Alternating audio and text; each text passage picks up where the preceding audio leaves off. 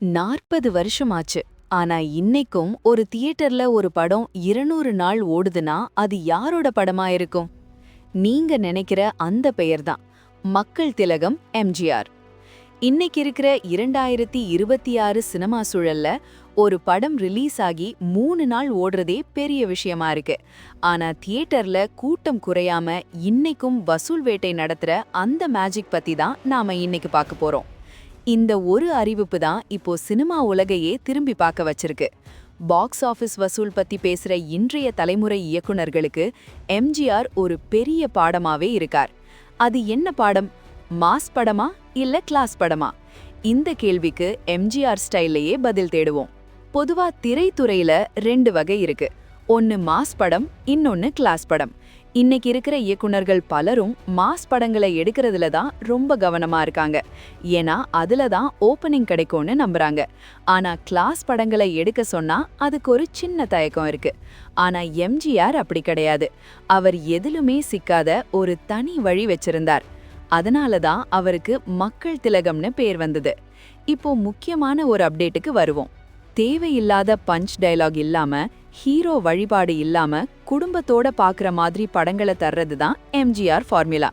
இதுல ஒரு ஆச்சரியமான தகவல் என்னன்னா, தேவர் பிலிம்ஸ் எம்ஜிஆரை வச்சே மொத்தம் 18 படங்களை தயாரிச்சிருக்காங்க. இதுல ஒரு சில படங்களை தவிர எல்லாமே மிகப்பெரிய வெற்றி படங்கள். தகவல் என்னன்னா, இன்னைக்கு 2026லயும் சென்னை ஆல்பர்ட் தியேட்டர்ல எம்ஜிஆரின் இதய கனி படம் 200 நாட்களை கடந்து மாலை நேர காட்சிகளா ஓடிக்கிட்டு இருக்கு.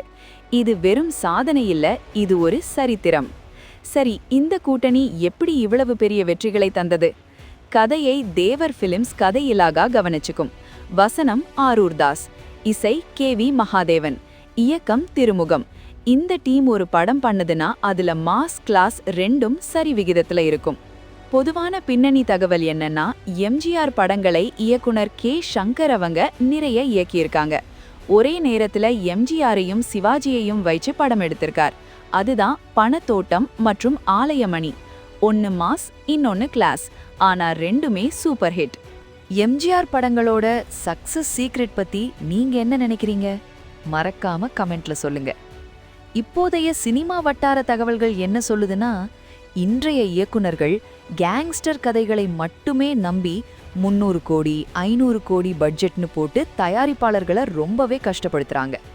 ஆனா எம்ஜிஆரோட பல்லாண்டு வாழ்க மாதிரியான கிளாசிக் படங்களை இன்னைக்கு இருக்கிறவங்க திரும்பி பார்க்கணும். அவர் வழக்கமான பாணியிலிருந்து விலகி போன பெற்றால் தான் பிள்ளையா, ஊருக்கு உழைப்பவன், நான் ஏன் பிறந்தேன் போன்ற படங்கள் கூட வசூல்ல பின்னி எடுத்தது. திரையில ரத்தம் தெரிக்காம ரத்தம் சம்பந்தமான உறவுகளோட உணர்வுகளுக்கு முக்கியத்துவம் தந்ததுதான் அந்த படங்களோட பலம். இப்போ இருக்கிற ஆடியோ லான்ச் அலப்பறைகளும் அதுல தொகுப்பாளர்கள் பண்ற கூத்துகளும் ரசிகர்களுக்கு சில நேரங்கள்ல எரிச்சல தருதுன்னு சமூக வலைதளங்கள்ல பேசிக்கிறாங்க. அதே மாதிரி படம் ரிலீஸ் ஆன 2வது நாளே இத்தனை கோடி வசூல்னு வர்ற விளம்பரங்கள் உண்மையா இல்லையாங்கிற விவாதம் ஓடிக்கிட்டே இருக்கு.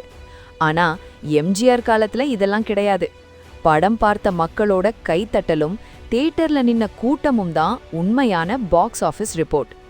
கடைசியா ஒரு விஷயம், புதிய இயக்குனர்கள் கேங்ஸ்டர் கதைகளை தவிர்த்து எம்ஜிஆரோட அந்த ஃபேமிலி சென்டிமெண்ட் ஃபார்முலாவை கொஞ்சம் கவனிச்சா நல்லா இருக்கும். 40 வருஷம் கழிச்சும் ஒருத்தரோட படம் ஓடுதுன்னா அதுக்கு காரணம் அந்த நேர்மையான உழைப்பு தான். கண் போன போக்கிலே கால் போகலாமான்னு அவர் பாடின அந்த பாடல் வரிகள் இன்னைக்கும் எல்லாருக்கும் பொருந்துது. எம்ஜிஆர் காட்டிய அந்த வசூல் வித்தை இன்னைக்கும் ஒரு பாடமா இருக்கு. இந்த வீடியோ பத்தி உங்க கருத்துக்களை கமெண்ட்ல சொல்லுங்க. அடுத்த ஒரு சுவாரஸ்யமான அப்டேட்டோட உங்களை சந்திக்கிறேன். நன்றி.